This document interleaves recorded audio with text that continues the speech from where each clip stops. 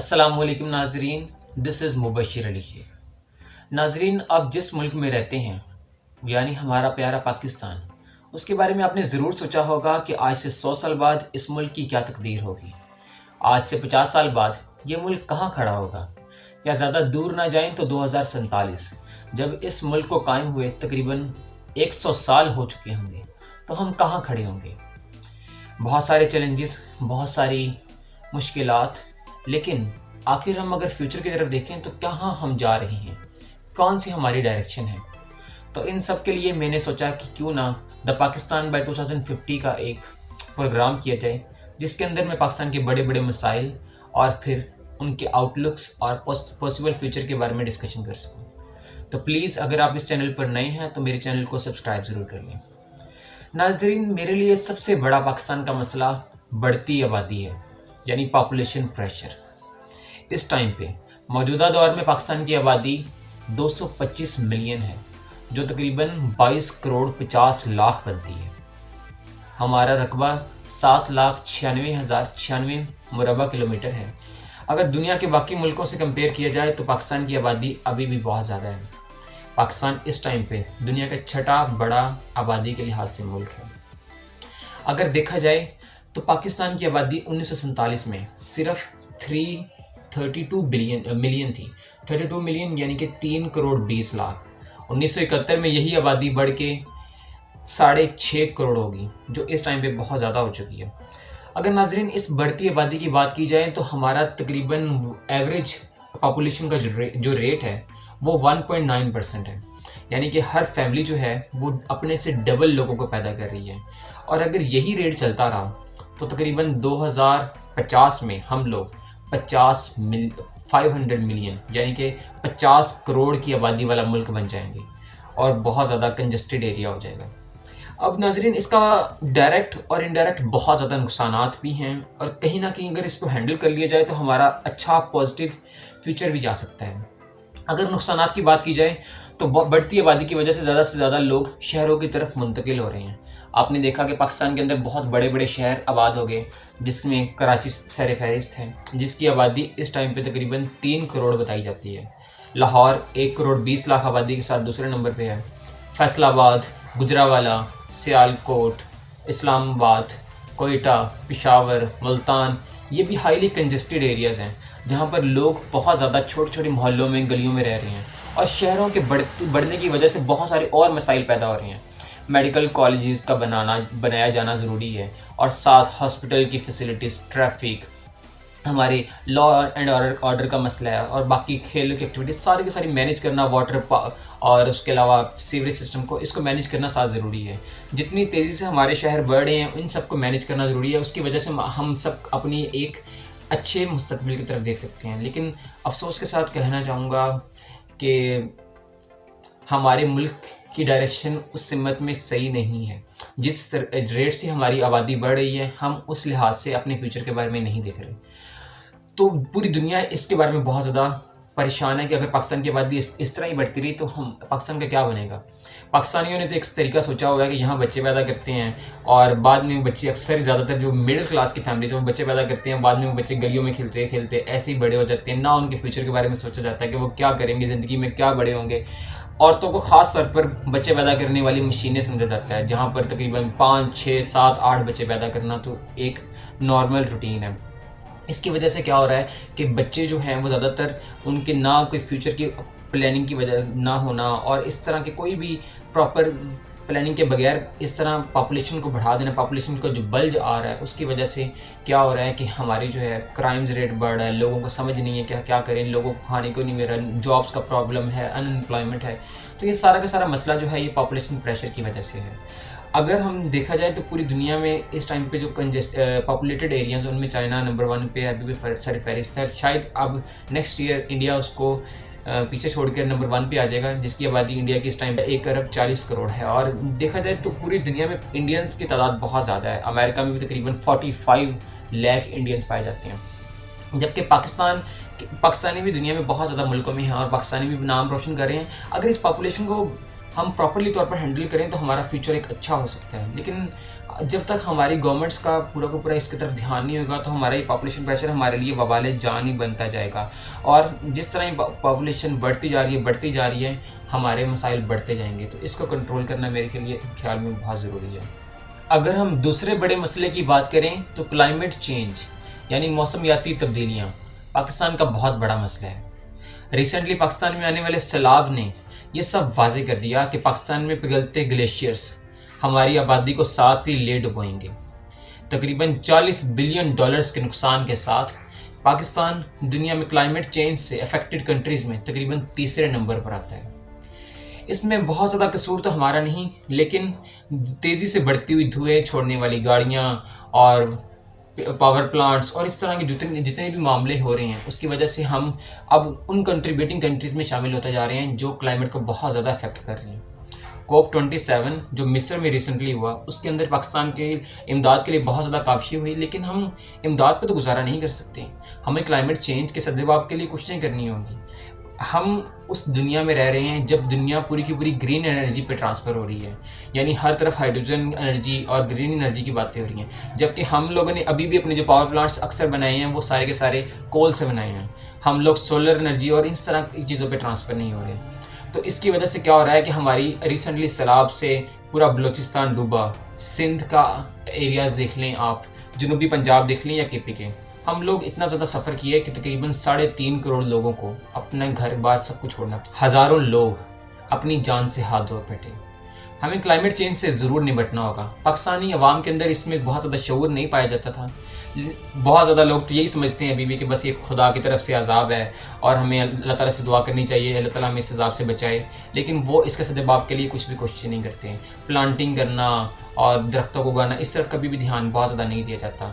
تو لوگوں میں اب ایسا شعور پیدا ہو رہا ہے، لوگ یونیورسٹیز میں خاص طور پہ اس کے اندر بہت سارے سیمینارز ہو رہے ہیں اور اس کے بعد ریلیز نکالی جاتی ہیں، تو اس کی وجہ سے مارچز کی وجہ سے بہت زیادہ کوشش تو ہو رہی ہے کہ اس کی عوام کے اندر شعور پیدا کیا جائے، لیکن ابھی بھی ہم اس لحاظ سے بہت دور ہیں۔ تو کلائمیٹ چینج پاکستان کا واقعی بہت بڑا مسئلہ ہے۔ اگر ہم اگلے بڑے مسئلے کی بات کریں تو ویک اکانومی یعنی کمزور معیشت پاکستان کا واقعی بہت بڑا مسئلہ ہے۔ ریسنٹلی آپ نے دیکھا کہ پاکستان کے پرائم منسٹر دنیا کے بڑے بڑے ملکوں میں جا کر بھیک مانگتے ہیں۔ پاکستان کے فارن منسٹرز کا سارا کام ہی اس پہ بیس ہے کہ دوسرے ملکوں میں جا کر کیسے پاکستان کے لیے کہا جائے کہ ہم بہت غریب ہیں، ہمارے آج کل حالات نہیں ٹھیک، ہمیں کچھ امداد کریں۔ پاکستان کے جو فائنانس منسٹرز ہیں وہ ہر وقت یہی صفائیت دیتے رہتے ہیں کہ ہم ڈیفالٹ نہیں ہوں گے، جبکہ اب بھی پاکستان کا ڈیفالٹ کی پرسنٹیج تقریباً 100% سے زیادہ ہو چکی ہے۔ تو پاکستان کی جو ویک اکانومی ہے یہ بہت بڑا مسئلہ ہے۔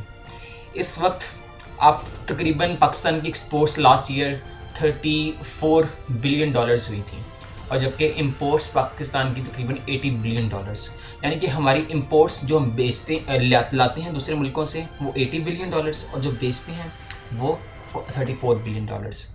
بہت فرق ہے اس کے اندر۔ تو ان کو پورا کرنے کے لیے کہیں نہ کہیں ریمیٹنسز یعنی جو پاکستان سے باہر لوگ پاکستانی رہتے ہیں وہ پاکستان میں پیسہ بھیجتے ہیں، وہ تقریباً $31 بلین ہوا۔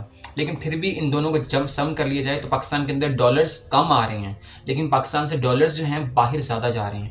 اس کی بیسک وجہ یہ ہے کہ پاکستان ابھی بھی بہت ساری چیزوں میں پیچھے ہے۔ پور ایجوکیشن سسٹم ہونے کی وجہ سے پاکستان ابھی بھی جو چیزیں بناتا ہے اس میں ٹیکسٹائل ہمارے یعنی کہ کپڑا وغیرہ یہ بنا کے ہم بیچتے ہیں، چاول اور اس کے علاوہ دوسری جو پھل وغیرہ یہ چیزیں ہم بیچتے ہیں زیادہ تر، یا کھیلوں کا سامان یا اس طرح کی چیزیں، جبکہ چیزیں ہم جو باہر سے منگواتے ہیں اس کے اندر ڈیفینس کا اکوپمنٹ ہے، ہماری یعنی کہ جو فوج کے لیے چیزیں استعمال ہوتی ہیں، ہماری ساری کی ساری مشینری، اور اس کے علاوہ ہم پیٹرول وغیرہ، اس کے علاوہ ایون کہ ہم گندم بھی باہر سے منگواتے ہیں، اور ہمارا جو ہے کھانے کا تیل یہ بھی باہر کے ملکوں سے آتا تھا۔ تو یہ ہمارا بہت بڑا مسئلہ ہے۔ اس کی وجہ سے کیا ہوا ہے کہ پاکستان کی اس وقت جو قرض ہے وہ $130 بلین سے زیادہ ہو چکا ہے، بیرونی قرض یعنی کہ دوسرے ملکوں کو جو ادا کرنا ہے، اور پاکستان کے پاس اتنے پیسے بھی نہیں ہیں کہ اب جو ہے قرض کی قسطیں ادا کر سکیں۔ تو پاکستان کیا کرتا ہے، کبھی ایک ملک سے قرض لیتا ہے اور دوسرے ملک کا قرض واپس کر دیتا ہے، کبھی دوسرے ملک سے قرض لیتا ہے اور تیسرے ملک کا قرض واپس کر دیتا ہے۔ تو ہماری ویک اکانومی جو ہے وہ پاکستان کا بہت بڑا مسئلہ ہے۔ پاکستان کے اندر بزنس فرینڈلی انوائرمنٹ نہیں ہے، زیادہ تر لوگ جو ہیں اگر وہ انویسٹمنٹ کرتے ہیں تو وہ پراپرٹی وغیرہ میں کرتے ہیں جو نان پروڈکٹیو ہوتی ہے ایسٹس، یعنی کہ نان پروڈکٹیو کا مطلب کیا ہے کہ وہ آگے سے کوئی فائدہ نہیں دے رہی۔ اگر مثال کے طور پہ آپ فیکٹری لگائیں، فیکٹری سے چیزیں بنتی ہیں، لوگوں کے کام آتی ہیں اور وہ الٹیمیٹلی اس میں سے ایکسپورٹس ہو کے ملک سے باہر چلی جائیں گی. لیکن جو اگر آپ نے پلاٹ لے لیا, اگر گھر بنا لیا, تو وہ ساری کی ساری چیزیں ایک جگہ پہ منجمد ہو جائیں گی اور اس کا کوئی فائدہ نہیں ہو سکے گا. تو اس کی وجہ سے کیا ہوتا ہے, اس کا جو بیسک جو چیزیں ہیں پاکستان کے اندر اگر دیکھا جائے تو tax to G D P ratio بھی بہت کم ہے. یعنی کہ جو گورنمنٹ جو ہماری جو جی ڈی پی ہے, ہم جتنی پیداوار ہم پورے ملک میں کرتے ہیں اس کا ٹیکس بہت کم دیتے ہیں. تقریباً 10 جی ڈی پی ریشو ہے, 10% ہماری جی ڈی پی کے ریشو کے لحاظ سے ٹیکس کلیکشن جو ہماری وہ بہت کم ہے دنیا میں. تو اس وجہ سے کیا ہو رہا ہے کہ لوگوں کو ٹیکس کا کلچر کا رجحان ہی نہیں, کیونکہ لوگ سمجھتے ہیں کہ ٹیکس تو ہمارے پیسے چوری ہو جائیں گے, انہوں نے کچھ کرنا ہی نہیں ہے ہمارے پیسوں کا. ہمارا ڈیفینس جو ہے اس کے اوپر ہم بہت زیادہ پیسے خرچ کرتے ہیں. پوری دنیا میں ہم زیادہ جو ہے اپنی جی ڈی پی کے لحاظ سے بہت زیادہ پیسے خرچ کرتے ہیں. ہمارا جو ہے لوکیشن وہ ایسی جگہ پر ہے جہاں پر انڈیا ہے, دوسری طرف افغانستان ہے, ہمیں کرنا بھی پڑتا ہے. ہماری آرمی دنیا کی 5ویں بڑی آرمی ہے اور مضبوط ترین آرمی ہے, تو اس وجہ سے ہمیں سب کچھ کرنا پڑتا ہے. تو ویک اکانومی جو ہے پاکستان کی ہمیں بہت زیادہ نقصان پہنچا رہی ہے, اور ہم جب تک نہ اپنی اکانومی کو ٹھیک نہیں کریں گے تو ہم کبھی بھی دنیا میں ایک اچھے ملک کے طور پر ثابت نہیں ہو سکتے. اگر ہم اس سے بڑے مسئلے کی بات کریں تو الٹریسی یعنی کہ تعلیم کی طرف کم رجحان ہمارے ملک کا بہت بڑا مسئلہ ہے. اس وقت پاکستان کا لٹریسی ریٹ تقریباً 62.3% ہے, جو تقریباً اس کے مطابق بھی اگر دیکھا جائے تو پاکستان کے تقریباً 9 کروڑ لوگ ایجوکیٹڈ نہیں ہیں, جو پڑھنا لکھنا نہیں جانتے. اتنے بڑے الٹریسی ریٹ کے ساتھ ہم لوگ اپنے خطے سے بہت پیچھے رہ گئے ہیں. انڈیا ہمارے سے بہت آگے ہے, نیپال اور اس کے علاوہ بنگلہ دیش تو ہم سے آگے تھے ہی تھے. ہم لوگ جو ہیں ایجوکیشن کو ویسے بھی ہم اتنا سٹینڈرڈ ایجوکیشن سسٹم تو رکھتے ہی نہیں ہیں. ہم سب جانتے ہیں کہ ہمارا ایجوکیشن سسٹم کس طرح کا ہے. یونیورسٹیز میں اسکولس میں بچے جاتے ہیں لیکن وہ اپنے پورے کے پورے ایجوکیشن سسٹم سے ایلینز ہوتے ہیں, انہیں پتہ ہی نہیں ہوتا. اور ہمارے ٹیچرز جو ہیں وہ ذہنوں کو کھولنے کے بجائے ذہنوں کو دباتے ہیں. انہیں کہتے ہیں مجھ سے کویسچنز نہیں پوچھنے, ایسے نہیں کرنا, آپ لوگ بس اس طرح کام کرو, رٹا سسٹم ہے سارا کا سارا, مارکس لینے کے لیے سب کچھ کیا جاتا ہے. اور جب وہ اس سسٹم سے باہر نکلتے ہیں, یونیورسٹیز کے لیے سب کچھ جاتے ہیں, تو انہیں کچھ بھی چیز کا پتہ ہی نہیں ہوتا اکثر. تو یہ سب کچھ ہمارے ایجوکیشن سسٹم کی وجہ سے بہت زیادہ نقصانات ہو رہے ہیں. اور اسکلڈ لیبر نہ ہونے کی وجہ سے ہم لوگ اپنے زیادہ تر نوجوانوں کو ان امپلائمنٹ کی طرف بھیج رہے ہیں. تو ہمیں لٹریسی ریٹ کی طرف بہت توجہ دینی ہوگی, کیونکہ یہی کسی قوم کو آگے بڑھاتا ہے. سائنس کے اوپر بھی ہماری وہ ہونی چاہیے, توجہ ہونی چاہیے. ایولیوشن کے پروسیس کتابوں میں سے ہٹا دی جاتی ہیں. جو سائنس کا ماڈرن سائنس ہے اس کو ہمارے ملک میں پھیلانا چاہیے اور تھنکنگ کو براڈ کرنا چاہیے. آج کل کے دور میں تو یوٹیوب اور اس کے علاوہ گوگل ہر چیز آپ کے ہاتھ میں آ گئی ہے. بلکہ مجھے بہت اچھا لگا, میں نے وی سی لمس کا ایک انٹرویو سنا ڈاکٹر ارشد احمد صاحب کا, کہ وہ کہہ رہے تھے کہ پاکستان کی بڑی بڑی 13 یونیورسٹیز مل کے ایک ورچوئل پروگرام بنا رہی ہیں ہر کورس کے لیے, جہاں پر جو اسٹوڈنٹس ہیں وہ ورچولی آپ اپنا سارا کا سارا کورس کے ذریعے ہی اپنا سلیبس کور کر سکیں گے, اور بہت بڑے بڑے پروفیسر کے ذریعے. تو پاکستان میں اکثر یہ بھی بہت بڑا مسئلہ ہے کہ ٹیچنگ سٹاف اس کوالٹی کا نہیں ہوتا کہ وہ بچوں کو کچھ بتا سکے. ایون کہ بچوں کو وہ ذہنی طور پر غلام بھی بنانے کی کوشش کرتے ہیں. تو ہمارا جب تک لٹریسی ریٹ بہتر نہیں ہوگا, ہم جب تک اپنے آپ کو ایجوکیشنلی طور پہ آگے نہیں لے کے جائیں گے. اگر ہم ایک اور بڑے مسئلے کی بات کریں تو پولیٹیکل کرائسس پاکستان کا بہت بڑا مسئلہ ہے. پاکستان کے اندر کوئی پاور کنسنٹریشن نہیں ہے. ہم پرائم منسٹر کو ذمہ دار کہلاتے ہیں لیکن پاور کہیں اور ہوتی ہے. مجھے بتانے کی ضرورت نہیں ہے, ہماری پاورفل اسٹیبلشمنٹ, آپ سب لوگ اس بات کو جانتے ہیں کہ ہماری کہاں پر پاور کنسنٹریٹ کرتی ہے. اس وجہ سے کیا ہوتا ہے کہ ہماری جو دوسری بات یہ تو ہے ہی ہے کہ دوسرے ملکوں کے ساتھ ہمارا امیج بھی خراب ہے. جو یو ایس اے وہ تو صاف طور پہ کہتا ہے کہ ہمارے لیے گورنمنٹس اتنی میٹر نہیں کرتی پاکستانی, ہم لوگوں کا جو سارا کا سارا وہ لین دین ہے وہ پاکستانی اسٹیبلشمنٹ کے ساتھ ہی ہوتا ہے. اور پاکستان کی فارن پالیسی اور باقی جتنے معاملات ہیں وہ تو اسٹیبلشمنٹ کنٹرول کرتی ہے پہلے سے ہی. تو اس وجہ سے جو پولیٹیکل پارٹیز ہیں وہ گیٹ نمبر 4 GHQ کے لیے آگے بھی سے ہو رہی ہوتی ہیں کہ بس ہمیں باری دے دی جائے, ہمیں باری دے دی جائے. اور عوام میں کوئی میچورٹی نہیں ہے. پولیٹیکل پارٹیز جو ہیں آپس میں لڑتی رہتی ہیں, دھرنے اور اس طرح کی سیاست کے لیے بس وہ کرسی کا اقتدار چاہتی ہیں. عوام میں اویئرنیس نہیں ہے, بس ووٹ کے لیے عوام کے پاس جایا جاتا ہے. اور کیونکہ جب عوام بھی پتہ ہے عوام کو کہ ہمارے جو تھپے کے ذریعے جو ہم ووٹ دیتے ہیں اس کی کوئی ویلیو ہی نہیں ہے, تو پھر وہ بھی اکثر اس سے دور چلے جاتے ہیں. اور جو ہمارے جو نیبرز ہیں, ہوسٹائل نیبرز, ان کے ہمارے مقاصد اس میں پورے ہو جاتے ہیں. تو ہماری جو پولیٹیکل کلاس ہے وہ ٹھیک ہونا بہت ضروری ہے. عوام کو شعور آنا ضروری ہے, کوئی اچھے لیڈرز کا آنا ضروری ہے تاکہ ملک جاگ سکے, عوام سمجھ سکے. اب تھوڑی سی پولیٹیکل میچورٹی آئی ہے سوشل میڈیا کے ذریعے, لیکن ابھی بھی جو ہے مینیپولیشن بہت زیادہ کی جاتی ہے, ذہنوں کو مینیپولیٹ کیا جاتا ہے اور ان کو صحیح چیز سے ہٹا کر ایک نا پروپیگنڈے کی طرف لے کے جایا جاتا ہے. تو ہماری جو ہے یہ ایک اچھا قدم ضرور ہے، پاکستان ایک اچھی ڈائریکشن میں ضرور گامزن ہوا ہے، لیکن ابھی بھی ہم لوگ بہت دور ہیں ایک اچھی اور خوشحال ریاست کی طرف سے. اگر میں لاسٹ پوائنٹ کی طرف بات کروں تو ٹیررزم اینڈ ایکسٹریمزم پاکستان کا بہت بڑا مسئلہ ہے. آپ کو پتہ ہے کہ 9/11 کے بعد ہم نے وار اینڈ ٹیرر میں جو پارٹیسپیٹ کیا، اس کے بعد ہمارے ساتھ ملک کے ساتھ کیا ہوا، اور اس کے بعد ہمارے ملک کے اندر سیکٹیرینزم یعنی کہ فرقہ پرستی، اور اس کے علاوہ ایتھنیسٹی یعنی کہ میری ذات اچھی ہے، میرا قبیلہ اچھا ہے، اور ہماری ریلیجیس میں بریلوی اچھا ہوں، میں شیعہ اچھا ہوں، دوسروں کو اچھا نہ سمجھنا، یہ بہت زیادہ پھیل گئی ہے. ریلیجیس مائنورٹیز جیسے کرسچنز، ہندو اور اس طرح کی جو باقی جتنی بھی قومیں ہیں ان کے ساتھ بالکل بھی اچھا رویہ اختیار نہیں کیا جاتا، ان کو اچھی قوم ہی نہیں سمجھا جاتا. تو اس وجہ سے کیا ہو رہا ہے، ہمارا جو معاشرہ آپس میں ڈیوائڈ ہوا جا رہا ہے.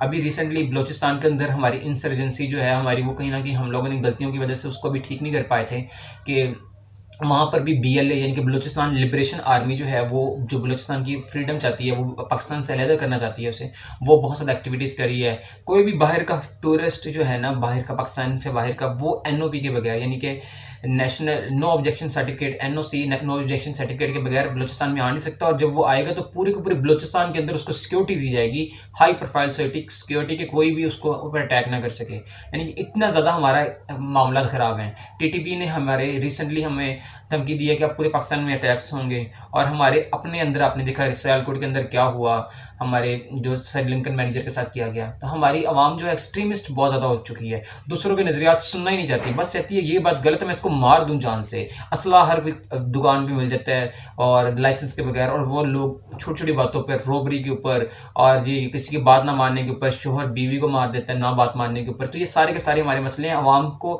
جو ہے ہیومینٹیز پڑھانے کی ضرورت ہے، سوسائٹی کو کیسے چلانا ہوتا ہے، کیسے دوسروں کی بات سننی ہوتی ہے، اپنے معاملات کو کیسے ہینڈل کرنا ہوتا ہے، اور چھوٹی چھوٹی باتوں پر غصے میں سب کچھ نہیں کر دینا ہوتا ہے. یہ ساری کی ساری چیزیں سکھانے کی ضرورت ہے. تو ہمارے معاشرے کا یہ بہت بڑا المیہ ہے کہ ہم لوگ ابھی بھی ان چیزوں میں بہت پیچھے ہیں.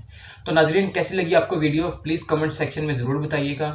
اور نیکسٹ ویڈیو تک کے لیے میں اجازت چاہوں گا. اور پلیز اگر آپ اس چینل پر نئے تو چینل کو سبسکرائب ضرور کر دیں. نیکسٹ ویڈیو تک کے لیے اللہ حافظ.